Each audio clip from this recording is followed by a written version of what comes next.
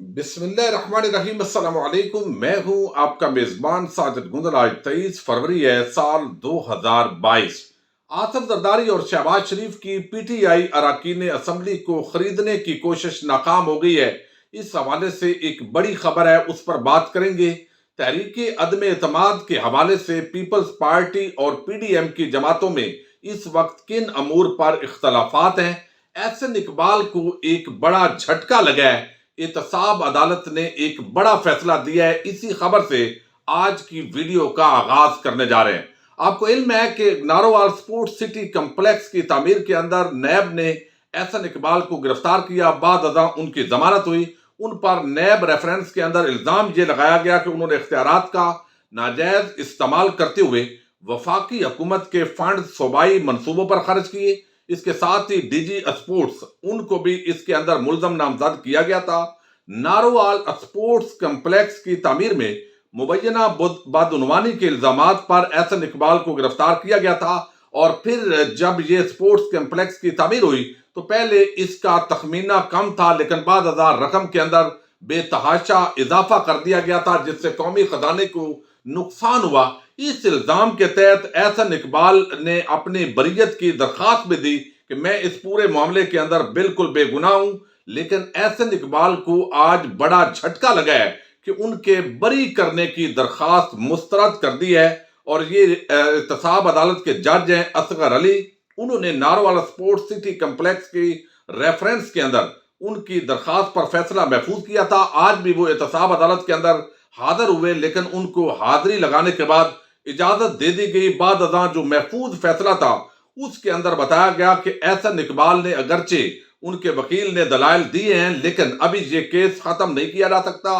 मजीद तफ्तीश जो है, तहकीकात जारी रहेंगी और इसका जो ट्रायल है वो मुकम्मल किया जाएगा। और एहसन इकबाल के वकील जो थे जुल्फकार अब्बास नकवी, उन्होंने अपनी बरीयत की दरखास्त पर दलाइल दिए थे और नैब ने उन्होंने कहा कि जाती करप्शन का कोई भी सबूत पेश नहीं कर सके। मंसूबे में नैब को कोई बेजाब्तगी नजर नहीं आई, लेकिन नैब प्रोसिक्यूटर ने कहा कि हमने जो रेफरेंस दायर किया है, हम उस पूरे मामले पर बिल्कुल जो है वो कायल है। और हमें मालूम है कि एहसन इकबाल ने किस तरह वफाकी हुकूमत के एक मंसूबे को, सूबाई जो मंसूबा है उसके अंदर वफाक के फंड लगाए और फिर पैसे के अंदर बेतहाशा इजाफा हुआ। इस पूरे मामले पर आज बरी करने की जो दरखास्त है एहसन इकबाल की, उसको मुस्तरद कर दिया गया है। दूसरी तरफ इस वक्त अपोजिशन जमातें पूरी तरह एक्टिव है और उन्होंने एक तरफ तासर देने की कोशिश की। और आपको इल्म है आज जो शहबाज शरीफ हैं उनके साथ फजलुर रहमान और जो हमारे दूसरे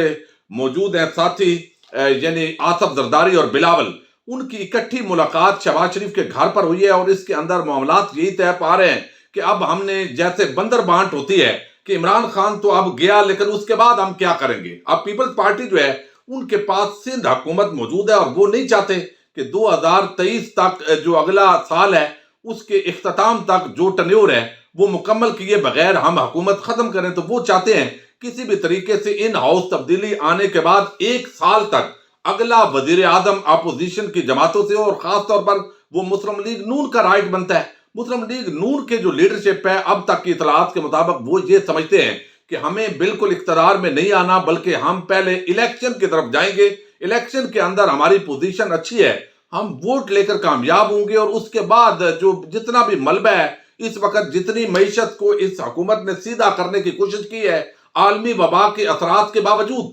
पाकिस्तान की मईशत दुरुस्त सिमत के अंदर जाना शुरू हुई है। लेकिन अभी महंगाई है और इस वक्त जो पेट्रोल की प्राइसेस हैं वो फी बैरल $100 तक पहुंच चुकी है। तो हम इस महंगाई को कंट्रोल नहीं कर सकेंगे और उल्टा ये सारे मामलात हमारे गले के अंदर पड़ जाएंगे। इस मामले पर अपोजिशन की जो जमातें हैं, पीडीएम और पीपल्स पार्टी के दरमियान इख्तलाफात है और ये मामला कहा जा रहा है। लेकिन दूसरी तरफ कहा गया है कि 24 हुकूमती मेंबरान की हमायत हासिल हमें हो गई है, जिनमें नून लीग और पीपल्स पार्टी 6-6, जेयूआई 2 मेंबरान की हमायत का दावा कर रही है। अपोजिशन अपने 86 मेंबरान कौमी असम्बली के दस्तखत करवा रही है और वो तैयार है उनके। और अपोजिशन के पास 162 मेंबरान ऑलरेडी मौजूद हैं और मजीद उनको 10 वोट चाहिए। अगर वो 10 वोट तोड़ने के अंदर कामयाब हो जाते हैं तो इस हुकूमत के खिलाफ तहरीक अदम एतमाद उनकी कामयाब हो जाएगी। لیکن جس طرح کی اطلاعات آئیں اور ہم نے دیکھا، فخر الرحمان صاحب نے سٹوری کی کہ امریکہ کسی صورت میں نہیں چاہتا کہ عمران خان کی حکومت برقرار رہے، خاص طور پر ایبسلوٹلی ناٹ کے بعد جو پاکستان کی اس وقت خارجہ محاذ پر کامیابیاں ہیں، اور خطے کی صورتحال کے تناظر میں ایک طرف رشیا اور چائنا کے ساتھ معاملات بہتر ہو رہے ہیں اور دوسری طرف سینٹرل ایشیا کی ریاستوں کے ساتھ پاکستان تجارت کو بڑھا رہا ہے۔ سی پیک کے تناظر کے اندر پاکستان کی موجودہ لیڈرشپ بہت زبردست طریقے سے پرفارم کر رہی ہے، تو اس موقع پر عمران خان کی حکومت کا تختہ الٹنے کے لیے بیرونی سازشیں جو ہیں وہ بھی عروج پر ہیں۔ فخر الرحمان صاحب نے اس حوالے سے پوری سٹوری کی تھی، میں نے آپ کے سامنے تفصیلات رکھی، اور جس طریقے سے خرید و فروخت کا دھندا جب بھی ہوتا ہے تو ہم نے دیکھا ہے کہ آصف زرداری ایکٹیو ہوتے ہیں، ان کو امید ہوتی ہے کہ 8-10 بندے 12 بندے خریدنا ہمارے لیے کوئی بڑی بات نہیں ہے، اور بدقسمتی کی بات یہ ہے کہ الیکشن کمیشن آف پاکستان جب بھی پی ٹی آئی کا معاملہ ہوتا ہے تو اس دوران تو وہ بڑا ایکٹیو ہوتا ہے، لیکن جب یہ ساری چیزیں کھلتی ہے تو پتہ چلتا ہے کہ پھر اپوزیشن جماعتوں کا معاملہ اور نون لیگ کا، پیپلز پارٹی کا تو ایکشن نہیں ہوتا۔ جس طریقے سے یوسف رضا گیلانی سینیٹر منتخب ہوئے، واضح طور پر ووٹوں کی خرید و فروخت کی ویڈیوز بھی سامنے آئی، لیکن اس کے باوجود ان کے خلاف نہ وہ غصہ نظر آیا، نہ ان کے خلاف کوئی بڑا ایکشن نظر آیا۔ اب اس معاملے کے اندر فواد چودھری وزیر اطلاعات نے بڑا عام دعویٰ کیا ہے، اور یہ بڑا سنجیدہ دعویٰ ہے، اور انہوں نے لوگوں کو بھی تقریباً آئیڈینٹیفائی کر دیا ہے، اور انہوں نے کہا ہے کہ اس وقت آج چونکہ سی سی کی ایک میٹنگ ہوئی ہے پاکستان تحریک انصاف کی، اور فواد چودھری نے فرح حبیب کے ہمراہ ایک پریس کانفرنس کی ہے، اور اس کے اندر دعویٰ کیا ہے کہ رات پاکستان کے 2 بڑے سوداگر اکٹھے ہوئے، کل شہباز شریف اور زرداری ملاقات میں یہ طے ہوا کہ کون کتنے پیسے لگائے گا۔ اپوزیشن کی جانب سے ہمارے 3 ممبران کو پیسے آفر کیے گئے، اپوزیشن کو چیلنج ہے کہ عدم اعتماد لائیں، ان کو لگ پتا جائے گا، تو یہ ایک چیلنج بھی دے دیا ہے۔ حکومت اپنے طور پر اعتماد میں شہباز شریف کیس کی وہ کہتے ہیں روزانہ سماعت کے امکانات پیدا ہو گئے ہیں، جس دن سے کیس روزانہ چلے گا شہباز شریف کو جیل جانا ہوگا۔ پارٹی کی سینٹرل ایگزیکٹو کمیٹی کے اجلاس کے اندر کہا گیا ہے کہ وزیر اعظم دورہ روس پر جا رہے ہیں، یہ دورہ انتہائی عام ہے، دنیا کی 40% سے زیادہ گندم روس اور یوکرین میں پیدا ہوتی ہے۔ افغانستان کے حوالے سے پاکستان کے نقطہ نظر میں پوری دنیا معترف ہے، یہ ساری چیزیں بھی وہاں پر ڈسکس ہوئی ہیں، اور اس کے ساتھ ہی جو سب سے عام معاملہ ہے وہ اس وقت حکومت کے جو اتحادی ہیں وہ بھی بلیک میل کرنے کی کوشش کر رہے ہیں۔ یعنی آپ اندازہ کیجئے کہ جب بھی موقع آتا ہے تو ایک طرف آج چودھری برادران زرداری سے ملاقات کر رہے ہیں، اور پھر جو زرداری ہیں وہ شہباز شریف سے ملاقات کر رہے ہیں، فضل الرحمان کی بھی ملاقات ہو چکی ہے۔ اس پورے تناظر کے اندر اتحادی بھی اپنی بولی بڑھانے کے چکر کے اندر پڑے ہوئے ہیں، اور وہ یہ تاثر دے رہے ہیں کہ یہ جو مہنگائی ہے، یہ سارے معاملات ہیں، دراصل اس کے پیچھے یہ حکومت ہے، تو عوام کے سامنے ہمارا جانا مشکل ہوگا۔ لیکن یہ بات باوثوق ذرائع کہہ رہے ہیں کہ چودھری کسی اشارے کے بغیر قطعاً دوسری طرف نہیں جائیں گے، چونکہ ابھی جو ڈیولپمنٹ فنڈز ہیں اور 4 ضلعوں کے اندر جو ان کو بالکل ان کو ٹھیکے پر دے دیے گئے ہیں کہ وہاں کے ڈی پی او، ڈی سی او اور آگے ترقیاتی کام جو ہے وہ ان کے ذریعے سے ہو رہے ہیں، تو وہ کسی صورت بھی اس حکومت کو چھوڑنے کے لیے راضی نہیں ہوں گے جب تک ان کو کوئی اشارہ نہیں ہوگا۔ لیکن اپنے جو ایک وطن ہے وہ بڑھانے کے لیے، جیسے کہتے ہیں کہ سیاستدان آپس کے اندر ملتے رہتے ہیں، لیکن ایم کیو ایم نے ایک بڑا سرپرائز دیا ہے۔ پیکا قانون کے اندر جو حکومت ترامیم لے کر آئی ہے، انہی کی جماعت سے تعلق رکھنے والے جو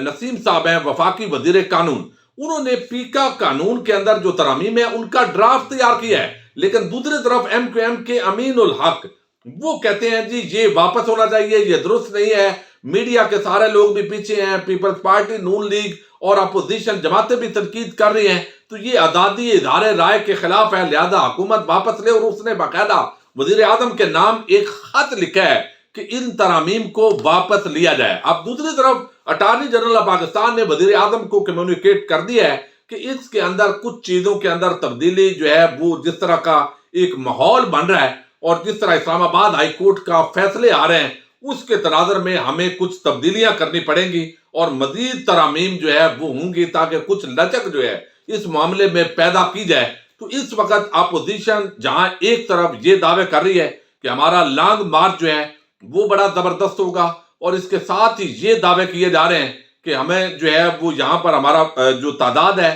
وہ بھی پوری ہو گئی ہے، لیکن یہ تحریک عدم اعتماد اب مارچ کے پہلے یا دوسرے ہفتے کے اندر لانے کی تجویز ہے۔ کچھ اور ان کو امیدیں لگی ہوئی ہیں، اور یہ چیزیں سامنے رکھتے ہوئے حکومت اپنے طور پر کانفیڈنٹ ہے، لیکن اس وقت وزیر اعظم عمران خان کو جس طرح مشورہ دیا گیا ہے شیخ رشید کی طرف سے بھی اور بھی سنجیدہ لوگوں کی طرف سے، پرویز خٹک وغیرہ سے، کہ جہانگیر ترین جو گروپ ہے اس کے ساتھ ہمیں معاملات سیدھے کرنے چاہیے۔ ایک طرف ہم اپنے نظریات کے مخالف اتحادی جماعتوں کے منت ترلے کر رہے ہیں، تو کیوں نہ ہم جہانگیر ترین کے ساتھ اپنے معاملات جو ہے وہ سیٹل کریں۔ تو اگر جہانگیر ترین کے ساتھ وزیر اعظم عمران خان کی دورہ روس کے بعد ملاقات ہو جاتی ہے اور معاملات طے پا جاتے ہیں، تو یہ اپوزیشن جماعتوں کی جو تحریک عدم اعتماد ہے یہ ٹوٹ کر بکھر جائے گی۔ اس کی بنیادی وجہ یہ ہے کہ پی ٹی آئی کے اندر بھی جو لوگ موجود ہیں اس وقت وہ یہ سمجھتے ہیں کہ بڑی غیر یقینی کی صورتحال ہے، پتہ نہیں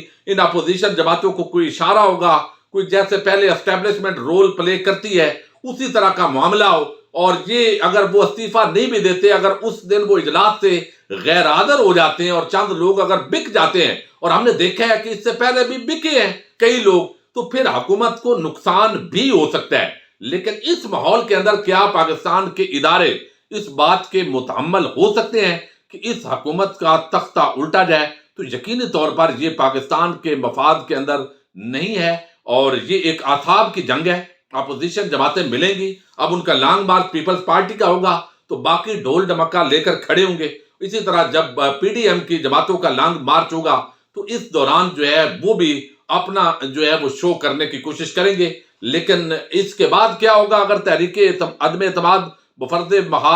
بحال ہو، یعنی کامیاب بھی ہو جاتی ہے، تو اس معاملے پر ان کا پورا اتفاق رائے اس وقت تک اپوزیشن جماعتوں کا نہیں ہے، اور فضل الرحمان اور باقی مل کر اس معاملے کو طے کرنے کی کوشش کر رہے ہیں، اور اسٹیبلشمنٹ اور اداروں پر دباؤ بڑھانے کی یہ کوشش ہو رہی ہے، چونکہ اب پاکستان مشکل فیز سے گزر آیا ہے، اور آگے جس طرح زر مبادلہ کے ذخائر میں اضافہ ہوا ہے، اسی طرح افراط زر کے اندر مزید جو ہے ہم نے دیکھا ہے کہ باہر سے جو ریمیٹنس آ رہے ہیں اس میں اضافہ ہو رہا ہے، ٹیکس کلیکشن کے اندر اضافہ ہو رہا ہے، ایکسپورٹ کے اندر اضافہ ہو رہا ہے، تو پاکستان کی جو معیشت ہے وہ بہتری کی طرف جانا شروع ہو گئی ہے۔ تو اب ان کو یہ ہے اپوزیشن جماعتوں کے کہ شاید اگر تھوڑا عرصہ یہ حکومت رہ گئی، عوام کو ریلیف دینے کے اندر کامیاب ہوگی 3-4 مہینے کے اندر، تو پھر ہمارا بوریا بستر گول ہوگا اور ہمیں پریشانی کا سامنا کرنا پڑے گا۔ تو اپوزیشن جماعتوں کے اندر پیپلز پارٹی کسی بھی صورت سندھ حکومت قربان کرنے کے لیے تیار نہیں ہوگی۔ دیکھتے ہیں مزید کیا ڈیولپمنٹس ہوتی ہیں۔ اپنے میزبان ساجد گندر کو نیکسٹ ویڈیو تک کے لیے اجازت دیجیے۔ اللہ حافظ۔